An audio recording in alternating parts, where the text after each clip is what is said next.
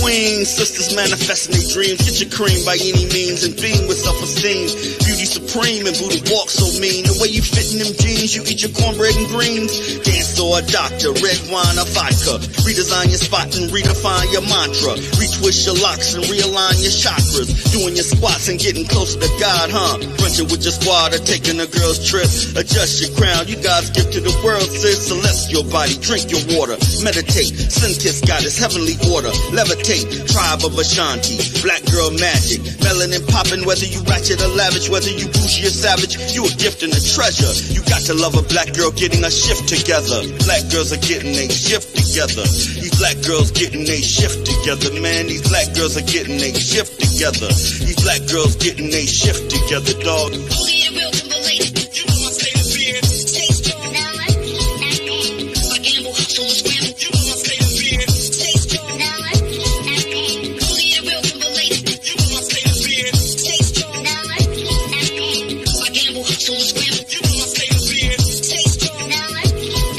When God made you, boo, you know he showed out. Mahogany enchantress, blessings overflow now. Picture of success, seductive silhouettes on a spiritual quest. Manifest and be blessed. Mother, sister, auntie, tribe of Ashanti. Rocking your locks, I got a close crop blondie. The curse and the gift, uplift, apply pressure. Nothing like a black girl getting a shift together. Nothing like a black girl getting a shift together. Nothing like a black girl getting a shift together. Black girls are getting a shift together. Black girls are getting a shift together, man. These black girls are getting a shift together, man. These black girls are getting a shift together.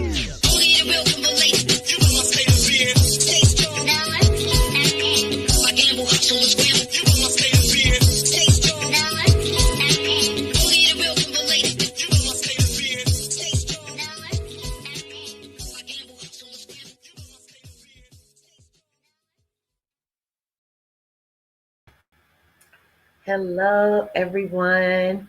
Welcome to Black Girls Getting Their Shift Together. This is a wonderful day. But this podcast is about mental health and wellness, as well as self-empowerment for Black women. I'm your host, Ursula, and each week I promise to deliver relevant topics and resources that affect our community. So just remember, once you identify the problem is when you can start to heal. Welcome to season 2. I hope you all are enjoying the new look for my season 2. Have my Afro Bohemian look just to get us in the mood and nice and calm, which is this calmness. This replicates the guest that I have on, because when you hear her talk, she's not like me. I'm all animated all over the place, but this sister is so calm, and I love it. It's what I needed in my life at the time. She's in the waiting room laughing at me. Dr. Natalie, this is, you don't even know. This is all facts.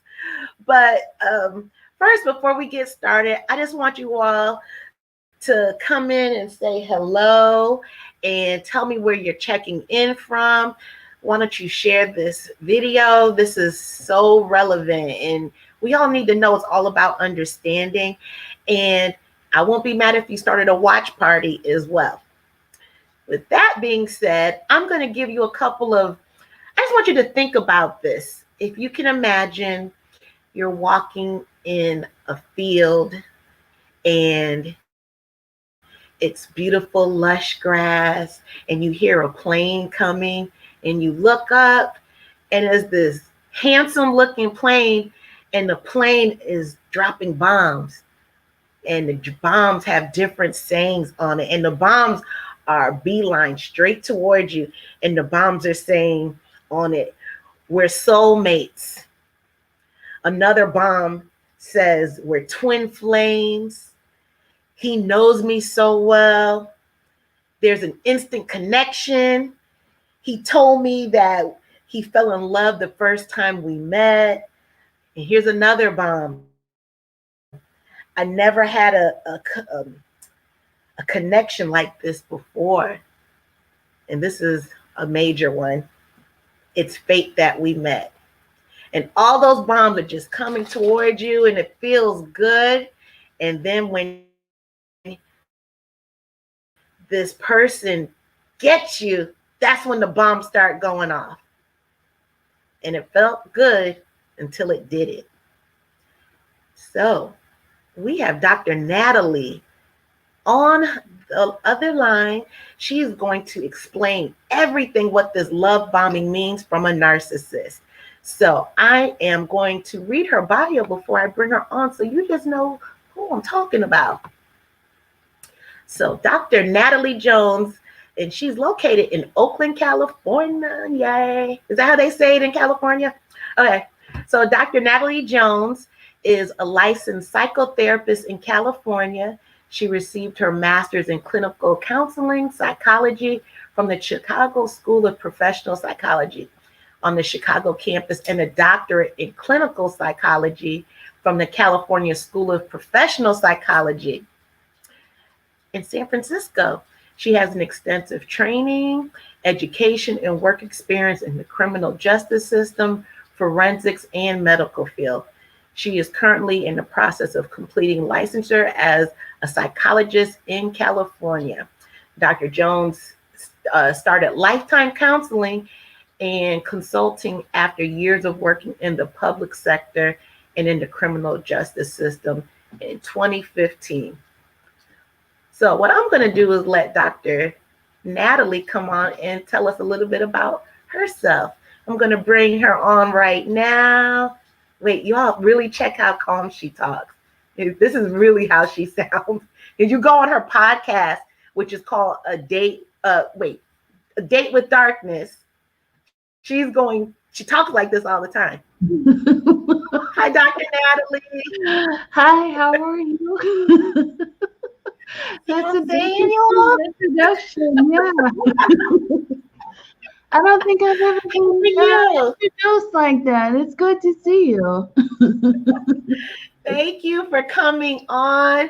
You have to excuse me. I'm doggy sitting, and as soon as he heard my voice, he just popped up. So just pretend you don't see him. Oh, not a problem. I don't mind having an extra guest on as well. Can you hear me okay? I hear you just fine. Thank you. Perfect. Mm-hmm. Did I leave anything out of your bio that you'd like to add to the listeners? No, I don't know that I've ever had anybody read it out. So it just sounds kind of interesting being read out. But I guess, to give your listeners a little bit of background, you're right. I do have, I did have a practice in Oakland. I'm completely virtual now due to COVID-19, and plan to stay that way until this is all done, which is good. It's very interesting, but good. And so I do work with professional African-American women who have experienced narcissistic abuse, have been doing so for quite some time. And I've also and I still do also work in the criminal justice system, specifically the correctional system, where people have committed crimes against persons and done all this stuff. So I'm basically working with both ends of the spectrum, if you will. So yeah, I've been doing that for quite some time now. And that's a little bit about me. I don't know if you want me to go much more into detail than that. Well, that sounds good for now. You can always sprinkle some in. Yeah. But I want to tell everybody how I met you, and just to let you know, Dr. Natalie, that I grew up in a narcissistic home, and I had a relationship with a narcissistic man, and I didn't know that until after it was over. So I found out part of my healing and just getting to learn. I knew there was the problem, and I first heard you talking to Dr. Joy on Black Girls Getting, look, I'm all into my own stuff, on therapy for Black girls. Yeah. And your voice caught me, which that was instant, because it was so calm. Just you're like the second person this week, so I guess I must have a really unique voice. I don't know. When you talk, it's like a warm pillow. For real. That's good. Yes, I'll it take is. that. Yeah, so your voice caught me at first. And then when you started talking, I forgot what the topic was, but I definitely knew it was about narcissism. You hit every bullet point that was going on in my head.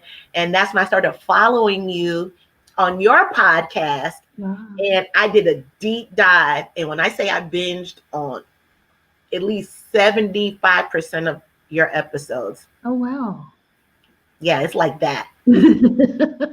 That's good, though. I'm happy to know that I have a dedicated listener. Yeah. And so thank you for that. I really do appreciate all the support and the kind words. Yeah, you're welcome. And thank you for your knowledge, your exquisite knowledge on narcissism, because you're saving lives out there one podcast at a time. I'm telling you. That's Yeah, good, but it makes it worth it then. Well, you can't stop. Yeah. You already started this, so you can't stop. So what made you want to become a doctor? Oh, that's a good question. When I was younger, I don't know if they do this too much anymore now, but I was younger. My parents were going through a divorce. It was a long, drawn out thing. And during that process, as they were going through the whole custody thing and whatnot, we had to see a therapist is part of that whole thing. And I want to say I was like 13 at the time. And, I met with the therapist, my brother and I was, I was just so enamored with her. I was like, is this all that you do? Is that you just you sit here and you talk to people? And, in my mind at that time, I was like, oh gosh, this is so easy. I want to do that. And, Right. I had asked her how much she got paid and, all this kind of stuff. And she just, and I was just like, I'm going to do that when I grow up. Now, she was a therapist at the time, and still is. If I don't know if she's still practicing, but she remained a therapist. But I knew that, so that started the ball rolling for me to be a therapist. But I knew that I wanted to do some forensic work. And so I know that, where I'm at and what the type of forensic work that I wanted to do, I know that it's better to, or works in my best interest to become a psychologist. So that's kind of what, I got my master's first, did that work under that for a little while, still do. And then I just went on and got my doctorate. And I said, I'm going to take it as far as I can take it and do with it as much as I can. Because, doing forensic work, it's definitely better to be a psychologist. In my experience, I've just found that you get a lot further with that. Right. Wow. That was interesting. That I didn't know about. Yeah. Yeah. Wow. Yeah. So what made you want to specialize in narcissism? And if you can explain to the listeners what narcissism is. I feel like, that was a combination of my education, my training, my personal experience. I would say when I first started out in Chicago under my master's program, I started out as an EAP intern, and what EAP stands for is Employee Assistance Program. Okay. And what that is most major companies usually have a benefit for their employees that they like for their employees to use before they tap into their insurance benefits. I don't know if it's still true now, but I know back when I was doing it, it was a lot cheaper for you to use your EAP benefits as opposed to using your medical care, which causes premiums and stuff like that to go up. And so under EAP, your employer will usually pay anywhere from 3 to 12 sessions for counseling. And you could use it. Any of your family members can use it. and your friends could also use anybody that you want to like use your benefit. You could say, here's EAP, why don't you give them a call and they can help you out. I mean, and depending on the company, you get a lot of big packages with EAP, big or small. So some of them offer like pet sitting, legal services, and stuff like that, in addition to counseling. It just depends on your employer and how much they pay for that package. You can get top of the line or bottom of the barrel. But long story short, my very first case as an EAP intern was high profile, meaning that it was forensic right from the go, which is very atypical for EAP. Normally you get high functioning people, meaning that you just have people that, oh, I have anxiety or I have some depression. You don't usually get people that commit some sort of crime. From what I recall, I think someone had given this to, given the information to one of their family members that was kind of going through the legal system that they thought could benefit. And so that started that. And then I had another case after that, also very high profile, domestic stuff going on, domestic abuse, and things like that, where things were very volatile, very dangerous. And there's two types of narcissism that I'll mention for your show. There's one which is the Diagnostic and Statistical Manual version, which is what we call the DSM, which is what mental health practitioners use to diagnose someone.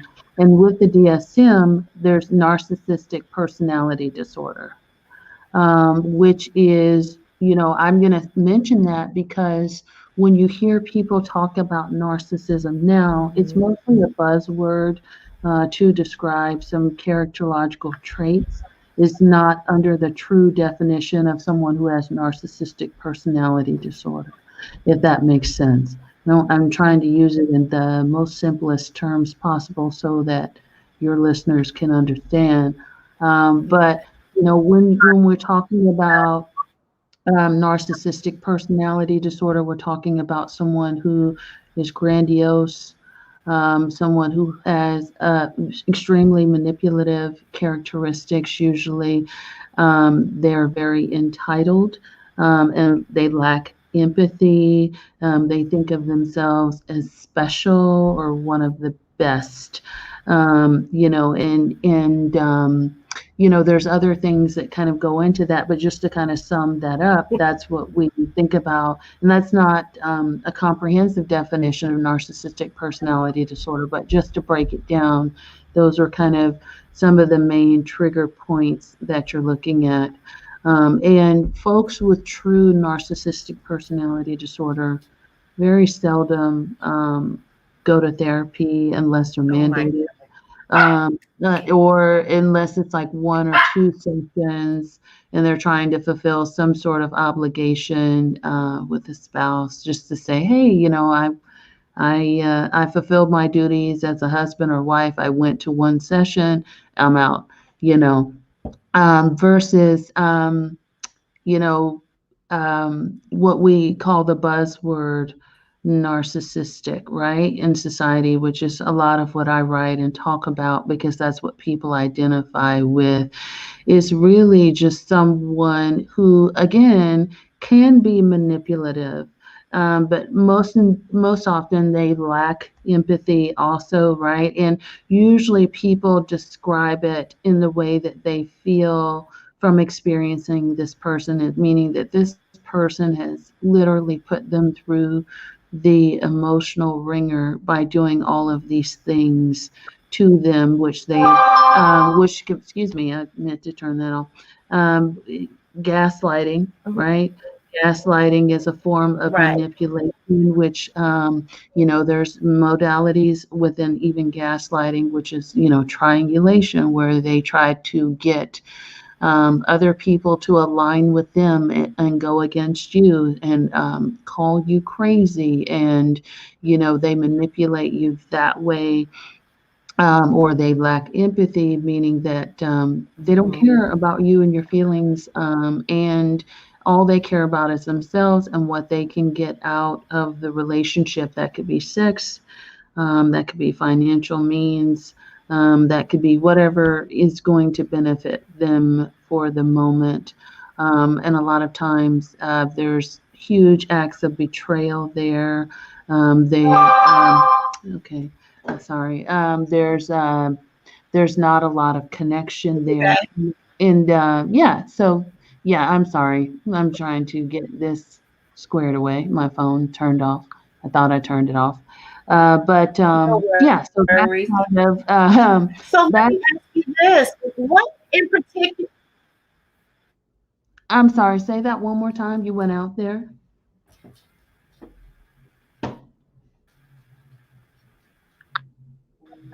You have no sound.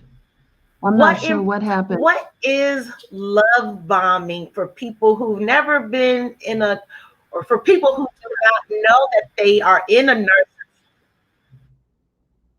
Uh-uh. Yeah, you're going out. But oops. Oh, she went out.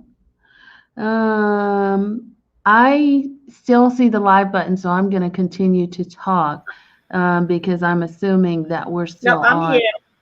Okay, so I think you're asking me what is love bombing, and love bombing is typically what you experience in the beginning of the relationship with someone who has narcissistic traits, or usually you experience it in the beginning or when they come back into your life after maybe they've ghosted you for a while or they want something from you. And what that means is they're going above and beyond to seemingly express that they're enamored with you or they love you, right? So they're pulling out all the stops, and they want to create this sort of magical fantasy, if you will, and they tell you everything that you want to hear. Your goals are in perfect alignment, and things just go very quickly. It seems like you're in a whirlwind of romantic relationships, and love bombing is a tactic that they use to get you to make a commitment very quickly. That commitment could be something such as having sex on the first date, getting married quickly, moving in very quickly, or having a child together. Usually something that they want to reel you in, and it's really an ego booster, right? It's Right. something that they plan on fulfilling for the long term, but it is definitely used to kind of get you caught up in their magnetism, if you will. What are some of the things, what are some of the statements that a narcissist would say when they're throwing those love bombs out? Just so that people can recognize what it looks and sounds like. Yeah, sure. I've never been with anyone like you. If you, like, for example, if you have hopes and aspirations of getting married, oh, I want to get married too, and I have this big fantasy, and I think you would be the perfect person for that. I could totally see myself building a life with you. You're everything that I've dreamed of, and this just feels like heaven with you. Just on and on it goes. It's just very, very romantic, very sappy. Um, and oftentimes, a lot of it is done without them really even knowing you or your character, and vice versa. You're so beautiful. Oh, wow.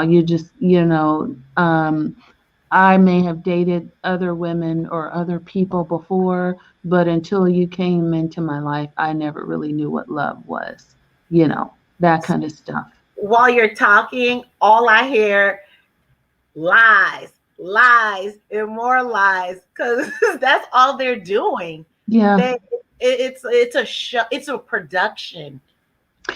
It is. It's over the top. It is a production. They're going to sweet talk you, sweep you off your feet, Part of that may even be kind of sweet talking family or friends of yours, and sort of just, it's where that whole saying, if it's too good to be true, it usually is, comes from, because everything is over the top. Flowers all the time, notes on your job. Oh, I just want to call you and tell you I love you, and I want to make sure you got to your car, and just over the top stuff all the time. And not to say that chivalry or anything like that is over the top, but usually when they do it, it's like it's overdone. It goes above and beyond, and it's constant 24/7. And that's done intentionally for a reason. That means that they don't give you a chance to breathe or take a break or pump the brakes and say, hey, let's slow down this relationship for a little bit. It is done very quickly, and it's to get you caught up, and to it sort of, for what am I trying to say? It impairs your ability to make judgments because things go so fast. Right. So that should give you an idea about love bombing. So, what are the different phases of love bombing? Uh, mhm. Oh yeah, sure, no problem. So just kind of what we described in the beginning. Um, they're really trying to woo you off your feet. So that means that they're going to show up, they're going to be consistent, and they're going to be around you like all of the time, right? So that's going very quickly. They're telling you everything that they want you to hear. They're drawing you in, right? And you guys are doing this thing. You guys are so in love. Things are perfect, right? So it's that sweet honeymoon phase. But after that, what you may start to notice is some inconsistencies Yes. in, what they're saying and what they're doing. And these inconsistencies, um, they can be missed or they can be dismissed because at first they seem very, very small, right? And that may come in the form of what I'd like to call mini ghosting, right? You guys are dating, you guys are going out every night, and then one night he doesn't show up. And maybe, and I'm saying he, but it could be used interchangeably with any pronoun. But he doesn't show up or he doesn't call, and when you guys finally do connect and catch up, the excuse that he offers is very, very lame. Oh, I got caught up. My car got a flat, and this and that and the other. So there's these little inconsistencies, or if he's developed sort of this ritual of calling you every night and saying something, he might fall off. And again, these are things that you cause you to stop and pause and be like, "Oh, what happened?" And then boom, he shows back up, and then you dismiss it. Another inconsistency would be, little lies that you're catching here or there, little lies or big lies rather. They seem like little lies or little inconsistencies, but they're actually not. They're a red flag. That could be in the form of like finances. That could be in the form of finding out that he may have kept some sort of secret from you or things like that. And then, or it might even be something like a small rupture, something like where you two have a disagreement and he blows up and he's over the top blowing up, and we just missed that as like, okay, it was just a bad moment.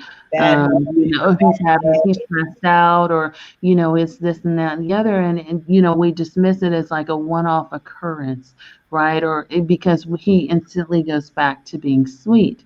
And caring and lovey-dovey and all this other kind of stuff. So we put that in the back of our mind because it doesn't support what we want to believe. And then once things escalate, there is the devaluation and the discarding phase, right? Devaluation. evaluation. Yeah, devaluation is you are no longer of use to me. You are no longer important to me. I don't care what you think. It is not convenient for me to be with you, type of thing. So that can come in the form of name calling, degradation. It can come in the form of just them ghosting you altogether, right? Like you thought things were going good, or maybe you guys had an argument and they just bam disappear out of your life one day, right? And so that's like devaluation because there's no communication about problems in the relationship. There's no communication about how they're really feeling or what their actions are going to be.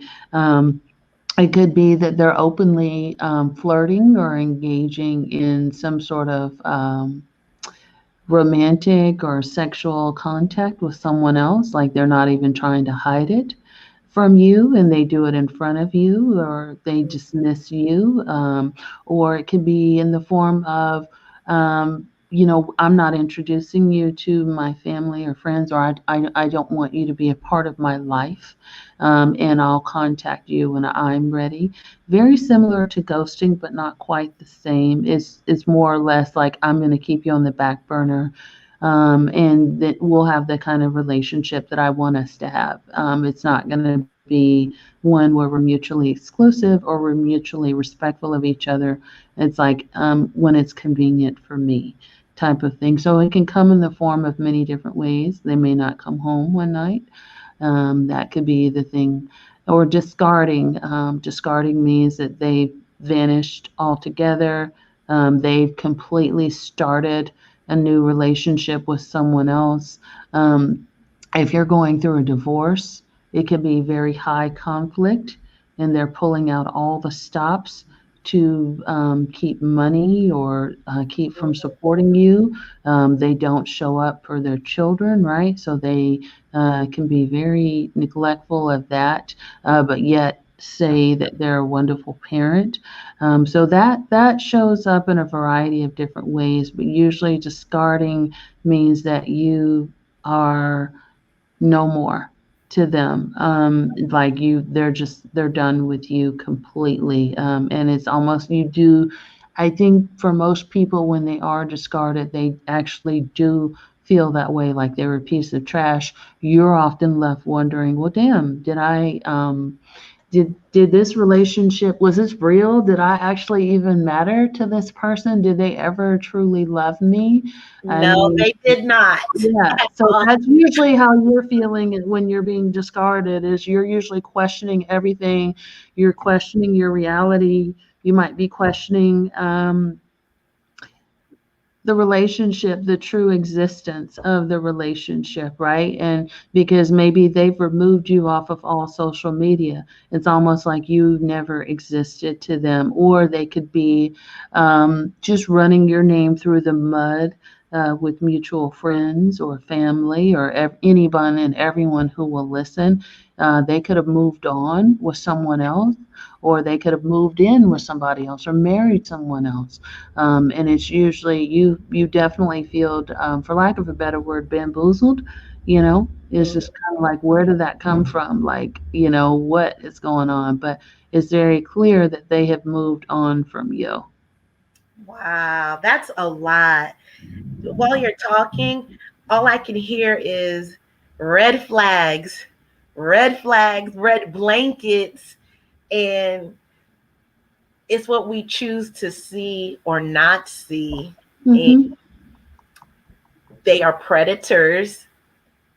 So I believe the more we ignore those red flags and or the red blankets, that's their time to shine because they know it's showtime.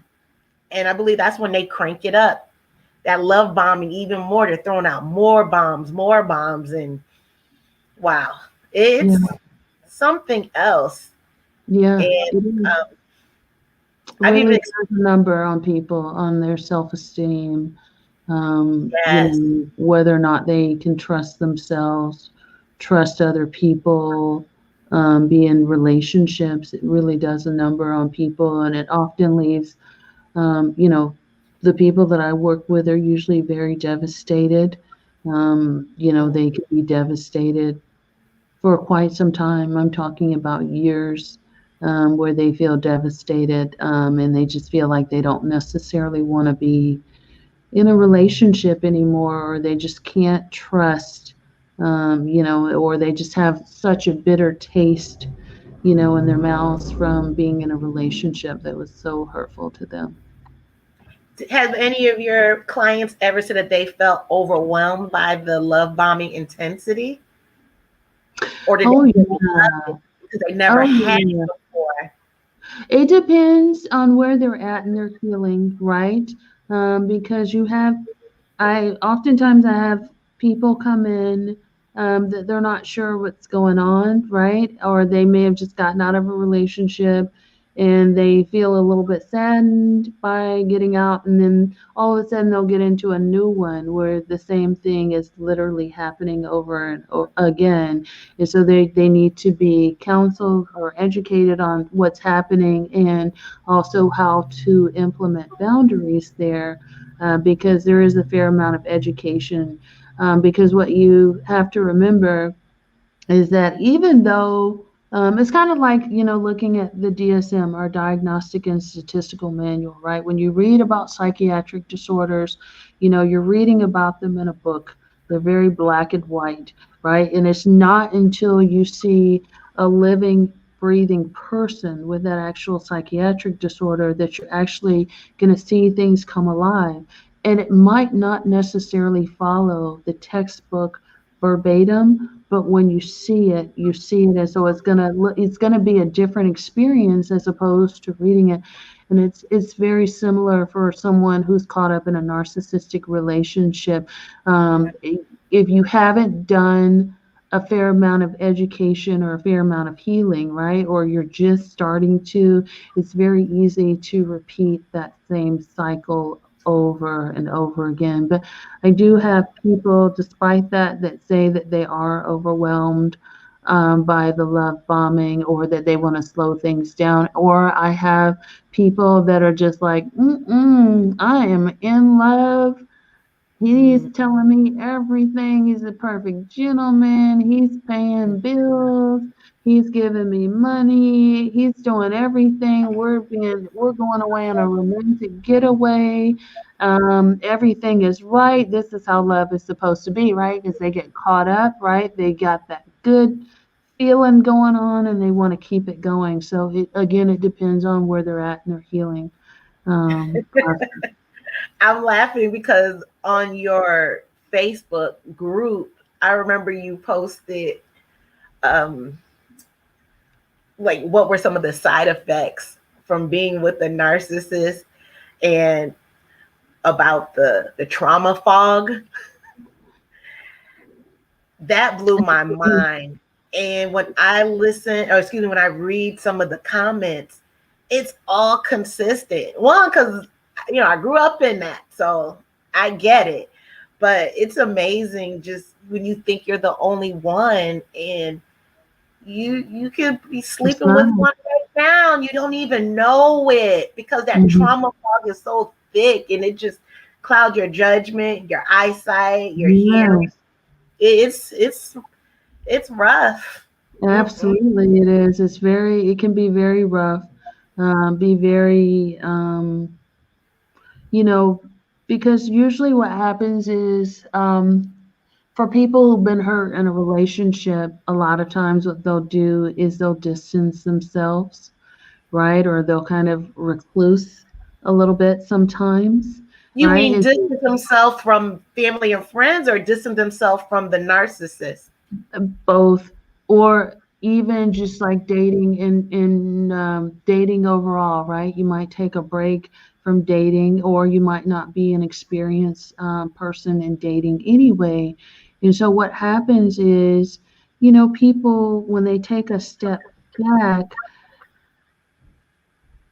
and then they kind of get back into it, their guard is not up as much. Even though they try to have a wall up, they see what they're only want to see. And so what happens is, when kind of like what's happening with COVID-19, I want to try to explain this the best way I can. When COVID-19 hit, a lot of people were in isolation, right? Mm-hmm. So, that's very new for people to kind of be mandated to stay in your house, stay with your kids, stay with your spouse, just stay shut in and remove yourself from physical contact or to socially distance, right? Or you can't go out to restaurants. And so when that whole when it was lifted, people went berserk, right? Everybody's out at the restaurants. You got people throwing these massive Super Bowl parties or whatever, and doing things like they went overboard with it, right? They were like Right. all in, like they forget social distancing, forget wearing a mask. I'm going down to Florida and I'm going to be at the beach, and it's like you see these beach photos with like 10,000 people on the beach. It's very similar.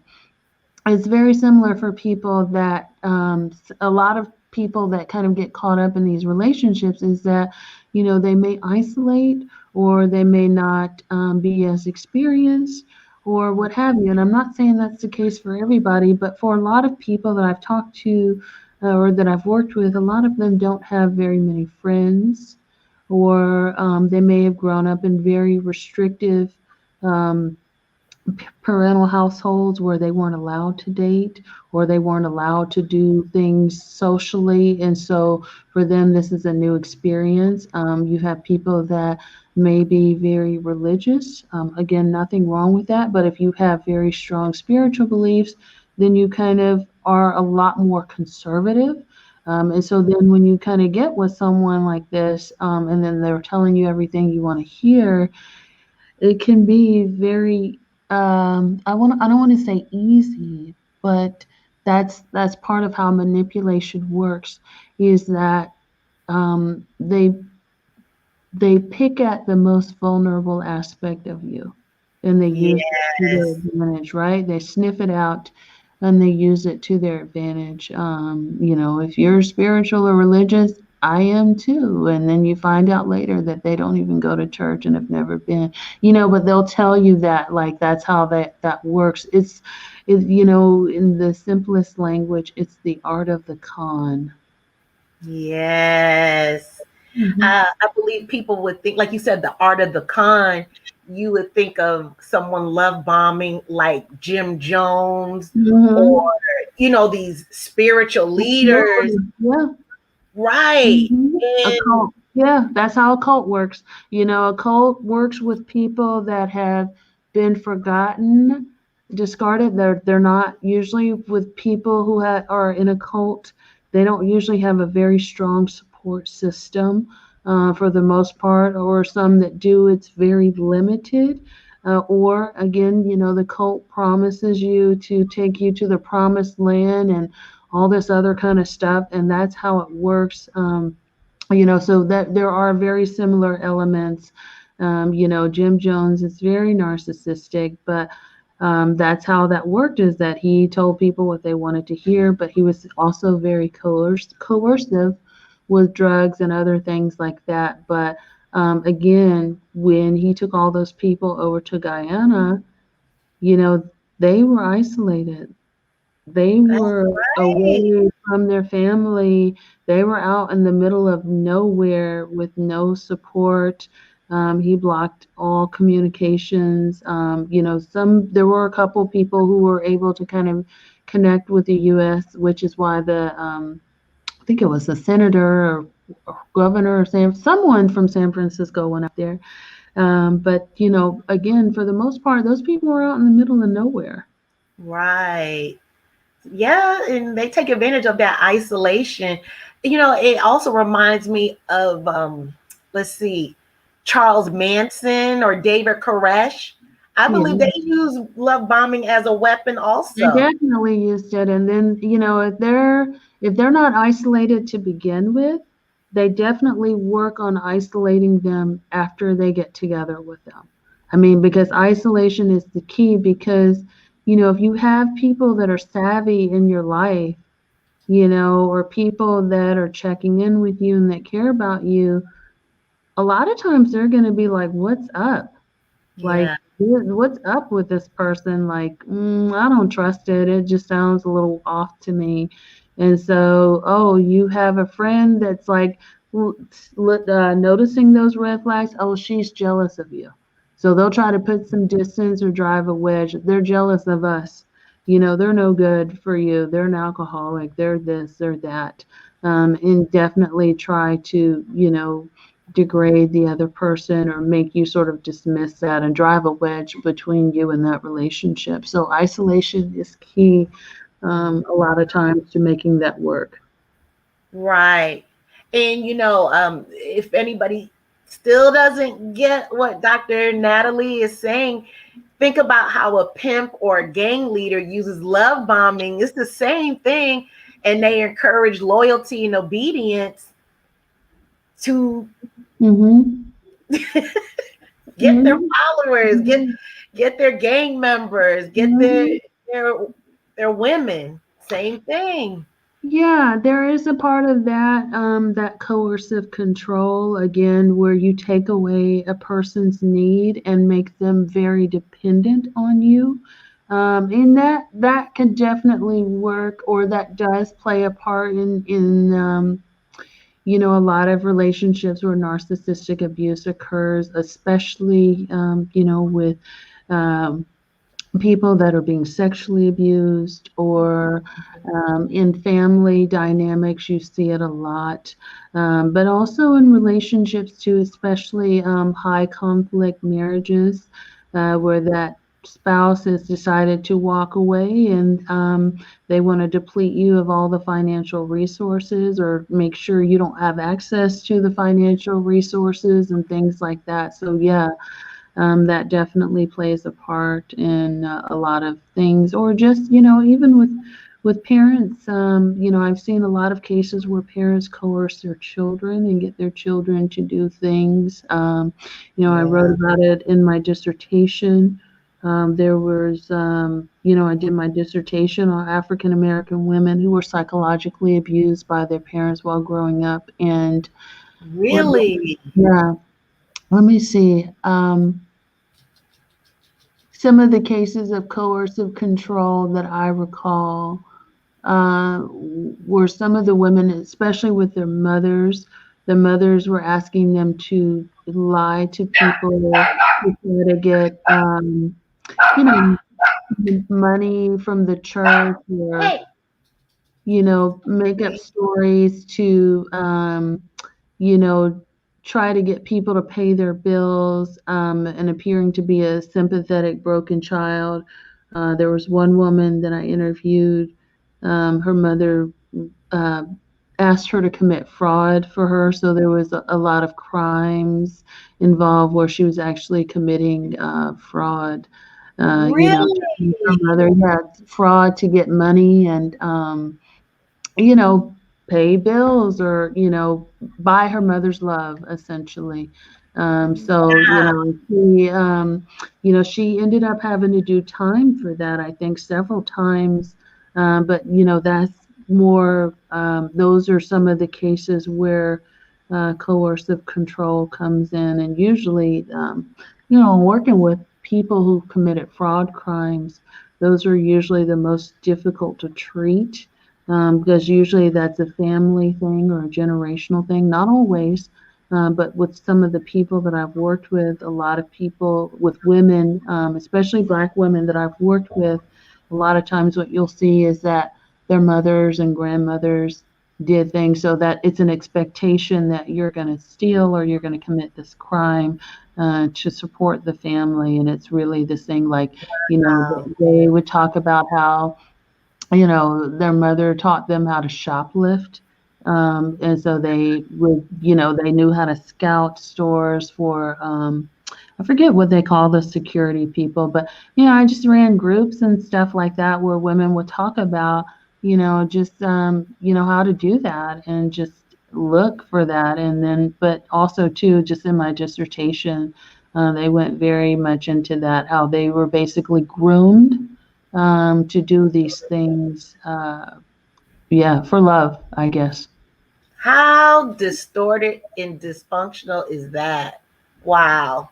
Yeah, well, It's it's very sad. distorted. It's very distorted. But, the one thing that I will say, um, for Black families especially, we don't have a lot of positive role models out there on TV as much as, you can turn on the TV now, and this isn't this isn't meant to exclude anybody or any other race, but I'm going to talk about what I know and who I've worked with. But there's not a lot of Black role models as far as families on TV. Especially if you're from my age group, right? A lot of people, with the women I interviewed for my study, that were my age, they grew up with the Cosby family as being their only role model. And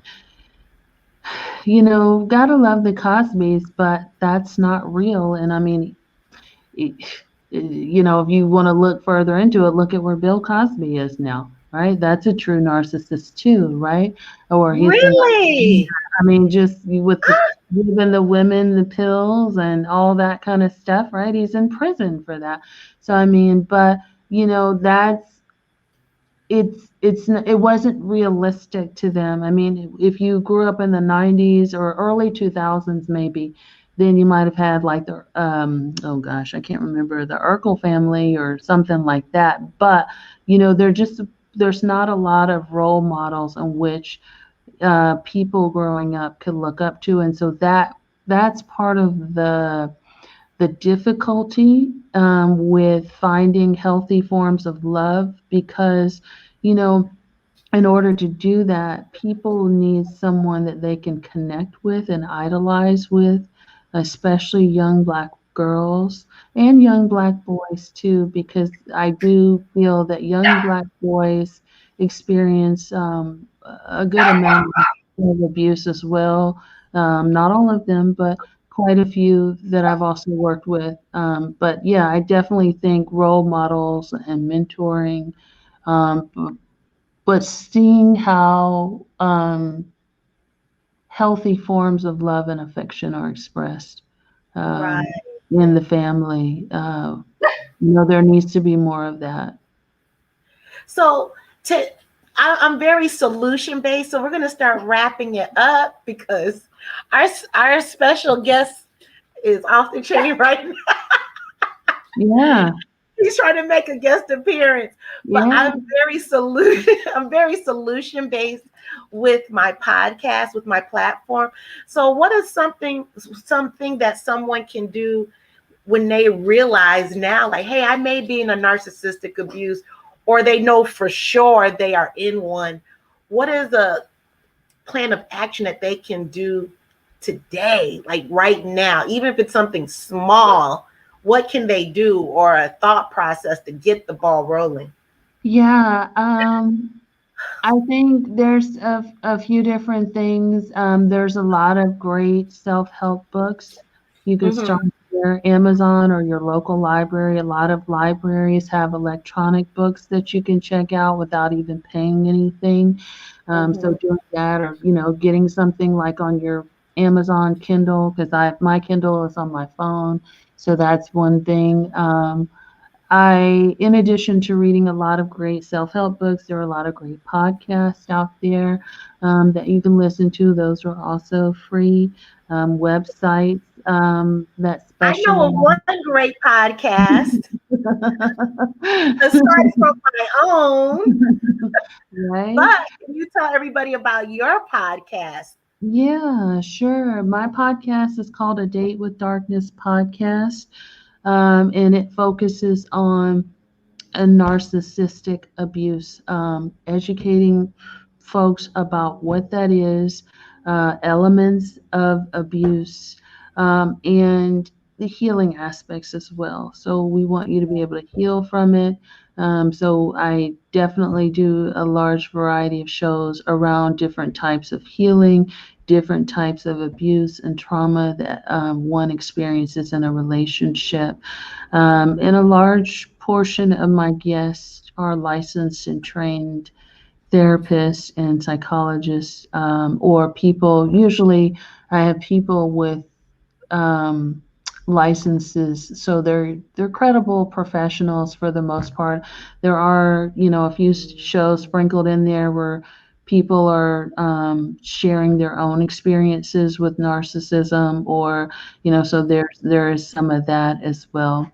But yeah, that's kind of how that works. A lot of the guests are also authors, so they've written about things that they've gone through. One of my most recent guests was Beverly Engel, a licensed marriage and family therapist. She talks a lot about emotional abuse. She's been on a couple of times now.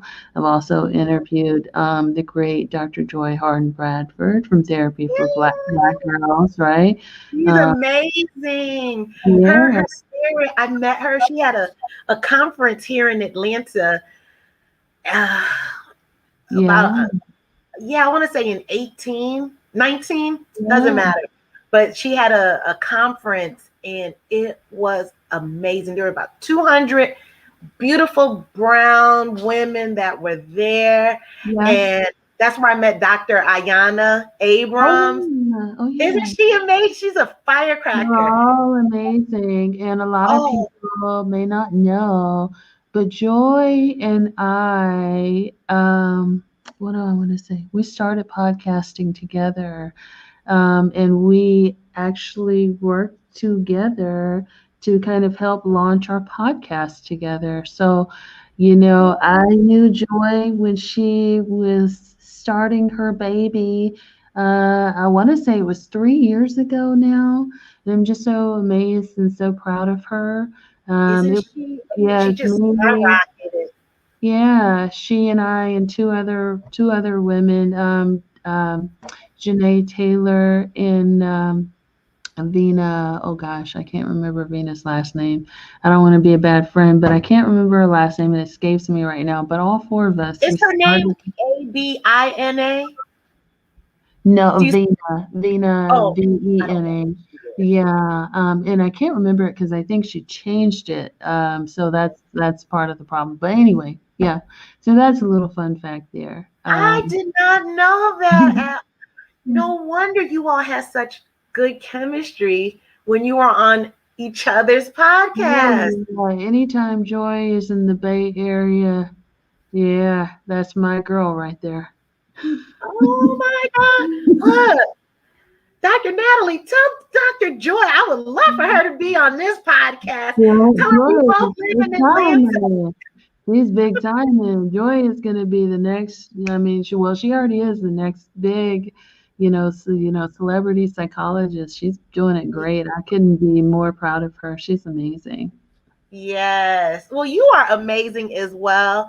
I like I said, I've done a deep dive on your podcast, and that was an integral part of my healing because when you would talk and I'm driving to work, I will always listen driving to work and driving home.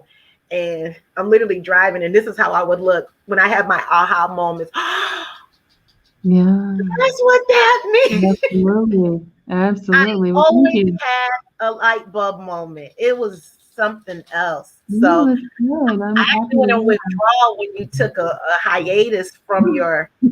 I don't know. You probably don't remember on Facebook. I'm Spin City Earth. If you see the one on your Facebook group, I'll mention it. But I remember you took a hiatus, and Hmm. I put a post. I said, "So is anybody else having withdrawal from her podcast?" Oh yeah. Oh That yeah. was Well, me. That was me.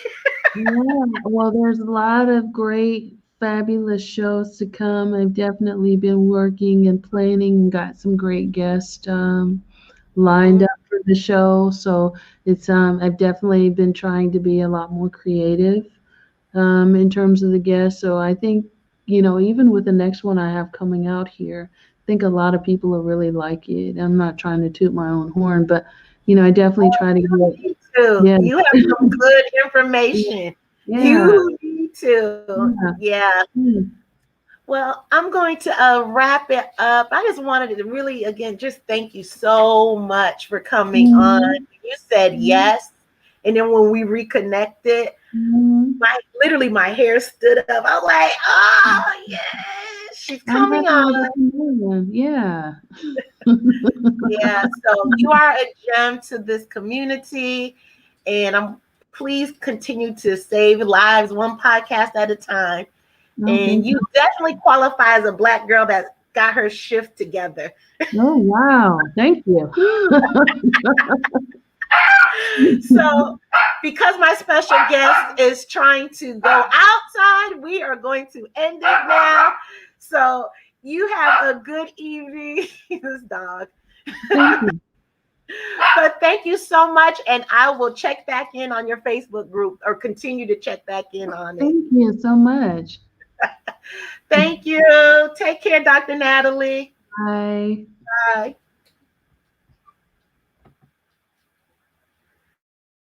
All right, everyone, wasn't she wonderful? And her voice, you see it, just stayed like this the whole time. She's so calm. It's definitely what I need in my life because I'm so all the time. But anyway, I definitely want you all to check Dr. Natalie out on Instagram for sure. And I have all her contact information in the show notes. So you all have a good weekend. Take care. And I'll tune in next week with our